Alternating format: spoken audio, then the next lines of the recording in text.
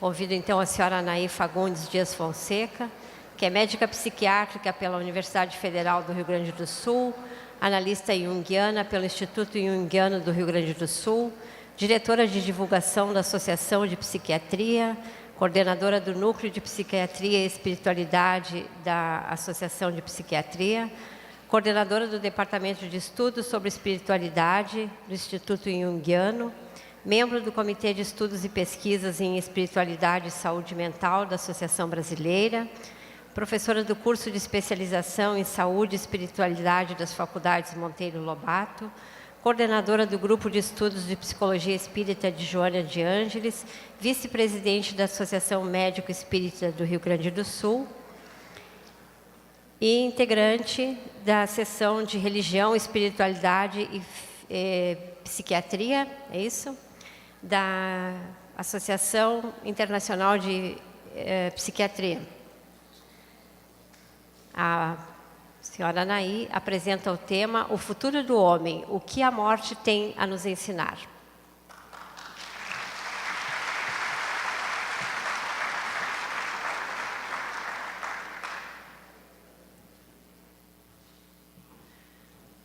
Então, para os bravos que resistiram ao chamado do estômago, mas depois dessa maravilhosa apresentação do Cláudio, e dizendo que eu quase tive como Deméter e como mãe, né, quase tive um troço vendo, não sei se vocês estão bem ativados, que nem eu, e aí eu acho que o Cláudio, sincronisticamente, né, deixou, então, a deixa de ver a Bernaquinha lá, o filhote despencando.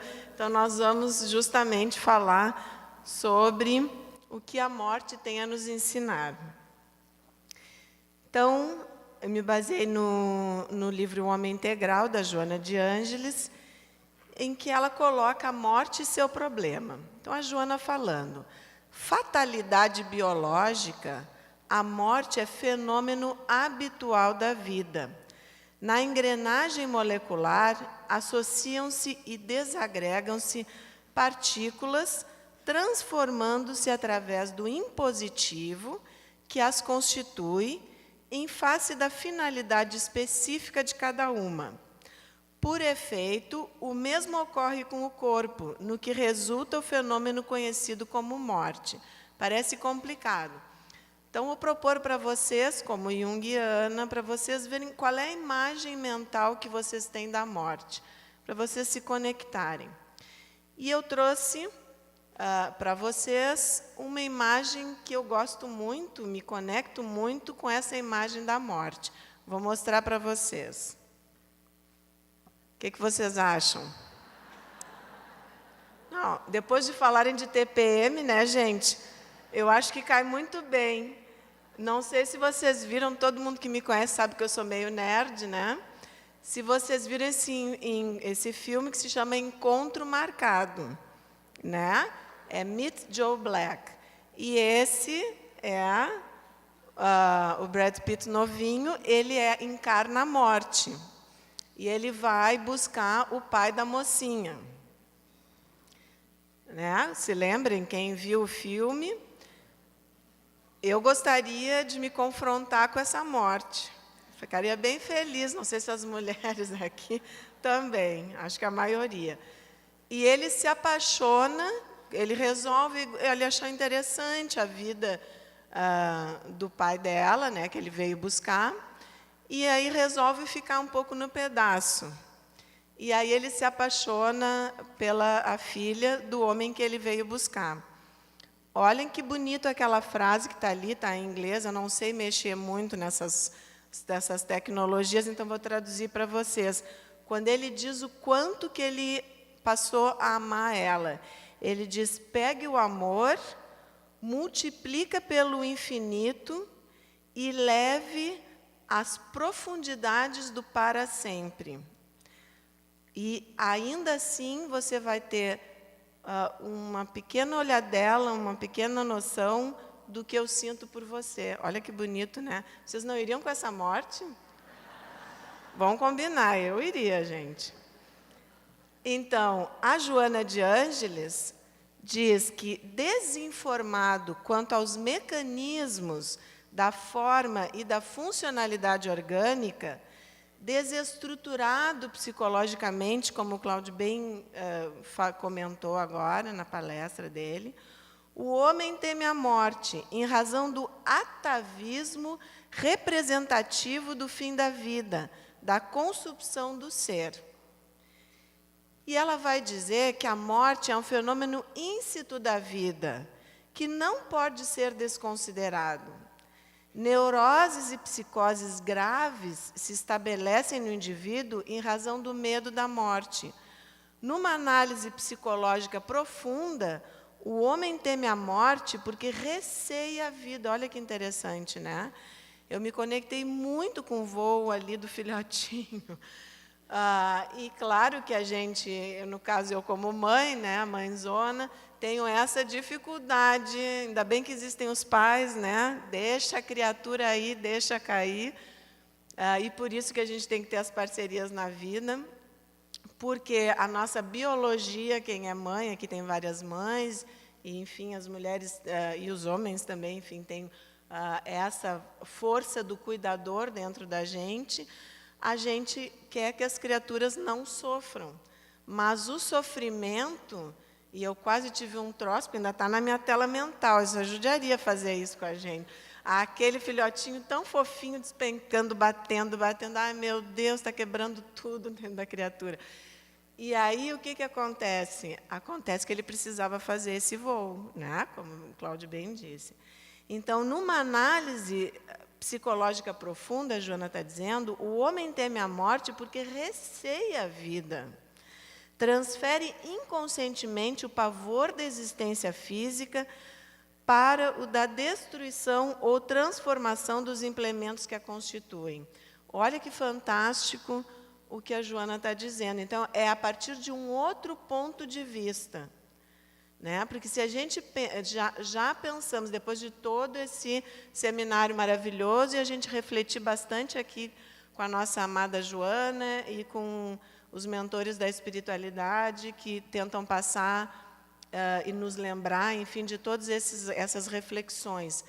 Se a gente pensa que, na verdade, para o espírito estar na carne não é uma coisa fácil, e estar aqui com o ego e ter que lidar com essa vida de relação, ter que nos adaptar, e a gente fica pensando, né, pô, é todo um esforço nosso, dos nossos mentores, dos nossos queridos da espiritualidade que velam por nós, para que a gente possa estar aqui. A gente desenvolve um ego desde pequenos, né, com a nossa família no momento, né, material, para poder crescer em consciência e para poder, então, chegar à questão da individuação, para amadurecer através da experiência do ego, através da experiência da carne, e podermos fazer essa conexão que o Cláudio estava comentando, a conexão interna de self, e expressar as potencialidades da nossa alma. Não é uma coisa fácil. Então, a Joana está propondo justamente essa outra visão. A gente tem tanto medo da morte, da terminalidade física, e, na verdade, olha o que ela está dizendo, gente, que é um atavismo, que nós transferimos inconscientemente o pavor da existência física para o da destruição ou transformação dos implementos que a constituem. Eu acho fantástico essa visão que a Joana está propondo. O homem, então, acreditando-se previdente e ambicioso, aplica o tempo na preparação do futuro e na preservação do presente. Nós não combinamos as nossas palestras, né? Mas, como sempre acontece, que os mentores ajudam a gente vai fazendo um desenvolvimento desse pensamento que eles querem que a gente pense juntos aqui, nós todos. Então, na verdade, é o que o Cláudio estava dizendo, nós temos muita dificuldade de estar no aqui e no agora, de viver intensamente, não só com a nossa cabeça, mas com o nosso coração, o momento presente. E, portanto, nós passamos ansiosamente, sempre com uma visão lá na frente, né? Entretanto, a Joana vai dizer, poderia e deveria investir parte dele na reflexão do fenômeno da morte, de modo a considerá-lo natural e aguardá-lo com tranquila disposição emocional, nem o desejando ou sequer o evitando. A educação, e aí vamos pensar na educação que a gente teve, que a gente dá aos nossos filhos, como espíritas, a gente deveria, muitas vezes, é esperado, e como o Cláudio estava dizendo, bom, tem muita gente nos observando, né? Se eu convido alguém para uma palestra, ou se eu convido alguém para ir no centro espírita, qual é o modelo que eu estou dando? Então, muitas vezes, a gente escuta espíritas de longa data dizer, mas eu tenho medo de morrer que eu me perno, né? Eu nem sei se eu vou conseguir para o nosso lar, né? Eu acho que eu vou direto para o umbral, mas, gente, né?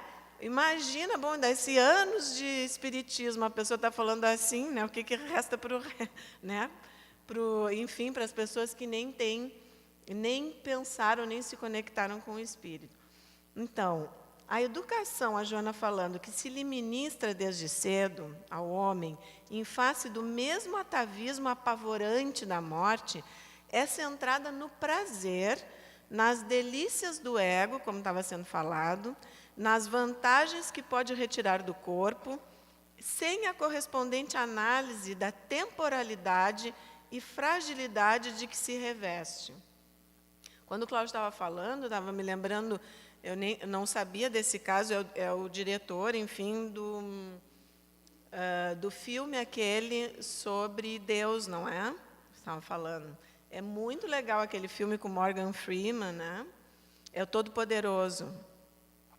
E aí vocês veem isso, quantas vezes a gente não tem que viver uma dor intensa, a gente não tem que justamente faz aquela dor, aquele nível de paralisia no momento da vida de relação e que diminui o ego. O Jung falava de rebaixamento do nível mental, era uma expressão que ele usava, como se o ego assim se curvasse, né, para alguma coisa maior, que a gente sabe que é o self, poder falar e poder ser ouvida, né? Por isso que a gente diz, é pelo amor ou pela dor, né? Mas a gente ainda muitas vezes escolhe a dor. Então, na verdade, graças a Joana vai falar, a essa inadvertência espocam-lhe os conflitos, as fobias, a insegurança. Um momento diário de análise em torno da vida física predispõe a criatura a projetar o pensamento para mais além do portal de cinza e de lama em que se deteriora a organização somática. Tudo no mundo físico é impermanente. E tal impermanência pode ser vista sob duas formas, diz a Joana, a exterior ou grosseira e a interior ou sutil. A morte, todavia, não elimina o contínuo da consciência. Se desde cedo cria-se o hábito da meditação a respeito da consciência sobrevivente, independente do corpo, a morte perde o seu efeito tabu de aniquiladora. Então, algumas imagens, como uma boa nerd, mostrando para vocês algumas imagens de filmes que falam disso, né? Vocês sabem aquele filme ali do Nosso Lar, do André Luiz, a história do André Luiz, e vocês sabem a história dele, todo mundo leu o Nosso Lar, justamente a questão, o outro é o Amor Além da Vida, né? Onde ele está com o cachorro, ali ele já está na espiritualidade, e o de baixo, que acho que todo mundo conhece, que é o Ghost, né? São exemplos da nossa cultura de pessoas, indivíduos que não tinham, que não se prepararam e que não faziam essa reflexão que a Joana está propondo sobre a morte, a terminalidade dessa existência, sobre o significado, como estava falando o Cláudio, né, da existência, e sobre esse contínuo, então, da vida e da nossa consciência. E aí a Joana vai dizer que o tradicional enigma do que acontece após a morte deve ser de interesse relevante para o homem que, meditando, encontra o caminho para decifrá-lo. Deixar-se arrastar pelo pavor ou não lhe dar qualquer importância constituem comportamentos alienantes. Porque, bem na sequência do que o Cláudio estava falando, a questão que é a nossa busca e que a medicina e a psiquiatria estão provando, e a psicologia, que justamente as pessoas que, ao contrário do que o Freud dizia, as pessoas que vivem a espiritualidade, hoje em dia se usa o termo religiosidade intrínseca também, para nível de pesquisa, que vivem internamente, elas são pessoas, desde que elas tenham autodirecionamento, quer dizer, desde que elas tenham uma boa força de ego, são pessoas mais maduras. Isso é resultado de pesquisa na área médica, gente. Então, é absolutamente o contrário do que o Freud dizia, porque o Freud dizia que o pensamento religioso era o pensamento mágico infantil, né? E vinha do nosso desamparo da infância, e que a ideia de Deus era uma projeção do nosso pai da infância, que a gente busca uma questão de proteção e de amparo no pai.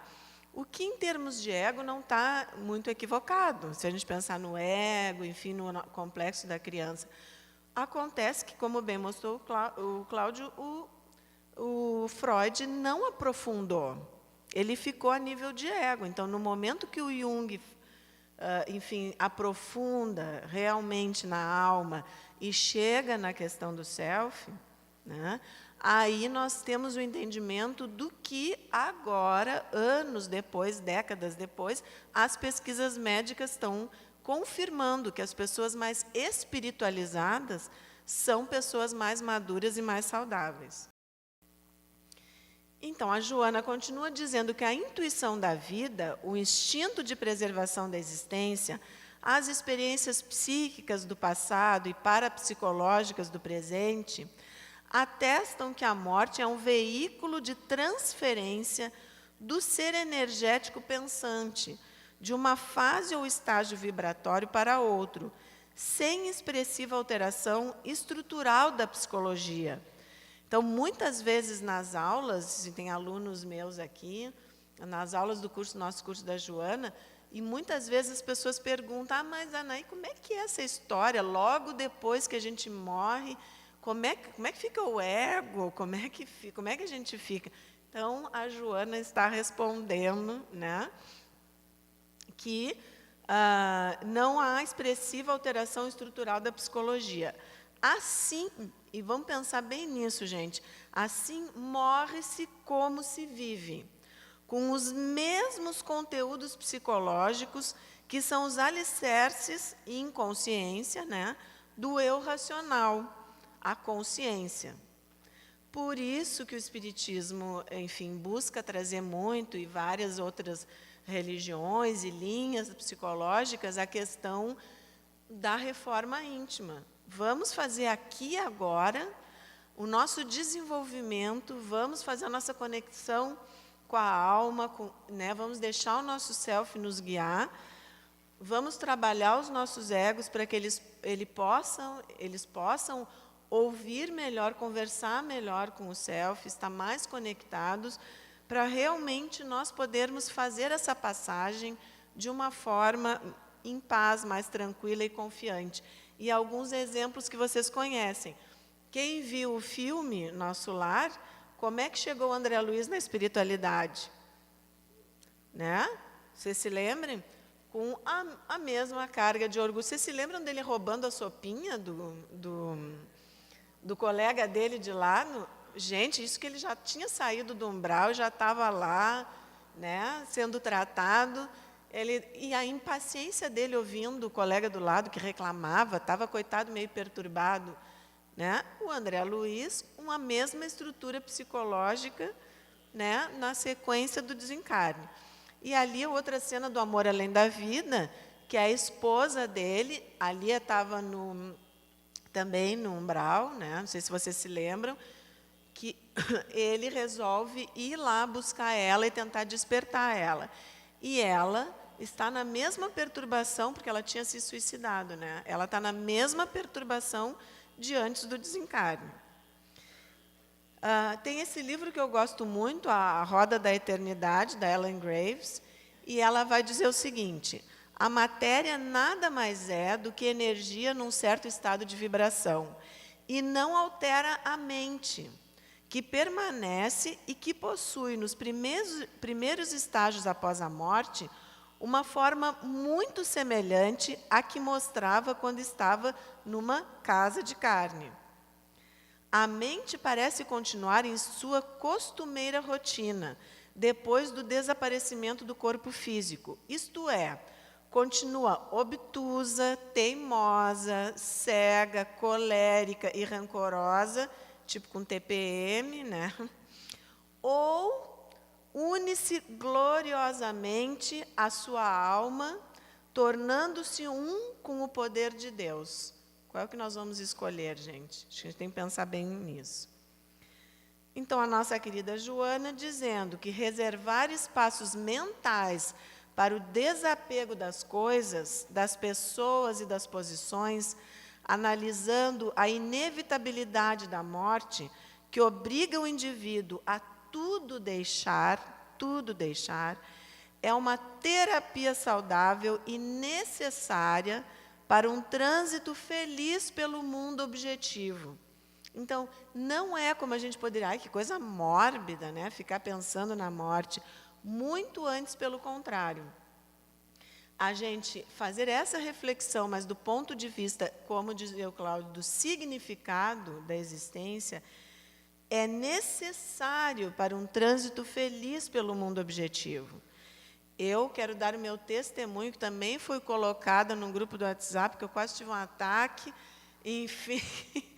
É um grupo, enfim, daí tem um sobrinho aqui, representante dos meus sobrinhos, me disse, não, tia, tu pode silenciar, porque eu achei que ficava deselegante sair, né? E quando eu vi aquelas coisas impressionantes, ontem eu tive que ir no interior do estado, uma pessoa também sincronisticamente que estava muito mal no hospital, e graças a Deus o WhatsApp não funcionava, mas assim que eu cheguei em Porto Alegre, foi uma loucura, e aí a gente fica nessa questão de ser capturado. Olha quantas tarefas a espiritualidade, nós mesmos, os nossos selfos, estão esperando da gente para a gente ser conectado. Não é que não tenham coisas interessantes, né?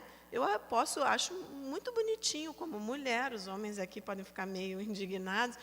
Receber um coraçãozinho, bom dia, né, no WhatsApp. Agora, 50 coraçõezinhos, bom dia. Fica um pouquinho demais, gente, né? Quando a gente tem que pensar, de repente, em vez de só... Eu quero, sim, eu tenho uma irmã budista que medita muito, os budistas têm essa coisa de, então, nas suas meditações, irradiarem para os seres sencientes. Em vez da gente mandar bom dia, coraçõezinhos, pelo WhatsApp, como se todo mundo precisasse ler, a gente poderia muito bem fazer uma oração, uma meditação e irradiar esse bom dia, né, para todos, porque no nível do self nós estamos conectados. Nós não precisamos, fico pensando, está minha mãe aqui também, que é uma pioneira na informática, na educação, daqui a pouco ela me puxa as orelhas, mas eu sempre fiquei pensando, que eu digo que eu acho que eu ainda estou meio lá no século XIX, sabe, gente? Que, enfim, é um século que me fala muito a alma. E, na verdade, me sinto, às vezes, meio atropelada pela tecnologia, essa necessidade de responder a 300 e-mails. Eu sou meio ruim de responder e-mail. Mas não é por mal, é por essa dificuldade. Aí eu fico pensando, né? Bom, quem sabe a espiritualidade, essa revolução digital, está nos preparando para o momento em que a gente possa... O Jung disse que os psiquiatras e psicólogos do futuro tinham que estudar mais os fenômenos telepáticos e tal, porque eu fico pensando, é uma graça divina que a gente só consegue na espiritualidade, segundo os relatos, né, que vieram muitos pelo André Luiz, e então tantos relatos aí da espiritualidade maior, de que vocês se lembram que, na verdade, a gente tem uma comunicação telepática. Então, claro que sempre são os mais desenvolvidos que têm capacidade de perceber, né, os nossos pensamentos dos menos desenvolvidos, porque se fosse o contrário, olha a confusão que ia dar, né? Então, eu fico pensando que se a revolução digital não é uma maneira de nos ajudar, isso é um pensamento meu, assim, a nós evoluirmos também, nós aprendermos a qualificar as informações, nós aprendermos, como o Cláudio estava dizendo, a estar no momento, usar adequadamente e não ser capturados pelo mundo, usar como uma forma de desenvolvimento da consciência. Tá? Então, a nossa querida Joana vai dizer que o anseio inconsciente pela sobrevivência do ser consciente, a morte física, abre as portas da percepção psíquica, facultando o devassar das sombras do além. Nós buscamos, e normalmente é pelo amor, o amor por aqueles que nos precederam e que já não estão mais aqui, nós buscamos, é uma das maneiras de buscar esse pensamento ou esse significado do que nós estamos fazendo aqui, né? E é de lá que tem vindo, como eu estava dizendo para vocês, inesgotáveis informações, notícias, desafios novos, todos demonstrando a indestrutibilidade da vida, a sua causalidade e seu finalismo inevitável. Foram aqueles que atravessaram a fronteira que vieram para elucidar a ocorrência mortuária, falando sobre a imortalidade, aqui retornaram. As suas lições ensejaram o surgimento da fé religiosa. Isso do ponto de vista humano e do ponto de vista atemporal. Porque desde que o homem desenvolveu autoconsciência, desde que o homem começou a olhar as estrelas, o céu, e começou a se questionar o que estava fazendo aqui, ele busca esse significado. Nós, talvez, nunca tenhamos, por isso, como o Cláudio disse, que a Organização Mundial de Saúde fala desta pandemia de depressão, talvez, por incrível que pareça, a gente vive esse paradoxo de uma capacidade de nos conectarmos, supostamente, muito rapidamente, através das redes sociais e celulares, enfim, de toda essa tecnologia, mas nunca estivemos também tão desconectados dessa essência. Então, a gente vive um paradoxo de um materialismo extremo e de uma busca muito intensa da nossa espiritualidade, o que é um momento de crise e que proporciona a grande transição, como a Joana fala, proporciona essa riqueza de reflexões, porque toda crise ela gera consciência, uma nova consciência. O Jung já falava disso.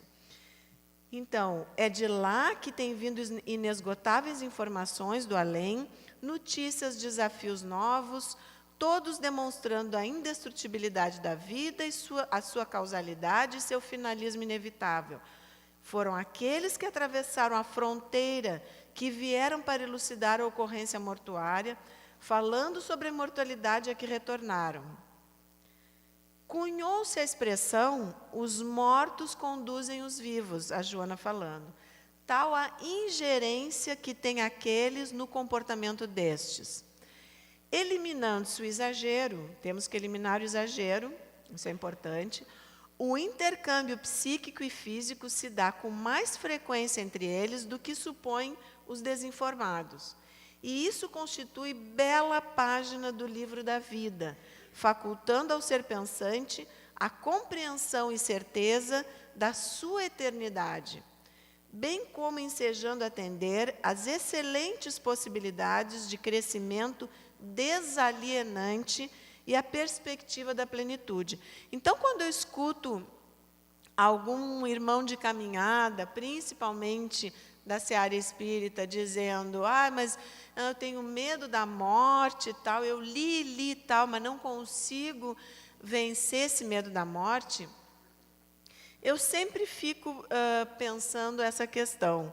Será que nós estamos nos aproximando da doutrina espírita, dos conhecimentos que os nossos mentores queridos, como a Joana, tentam nos trazer com a cabeça, com o lado racional, ou com os nossos corações?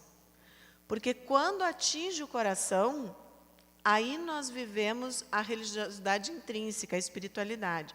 Aí nós conseguimos fazer a conexão com o transcendente.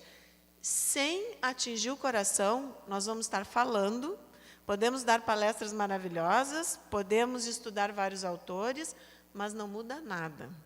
Não muda nada, gente. Se não atingir o coração, tanto que os budistas falam mente e coração, né?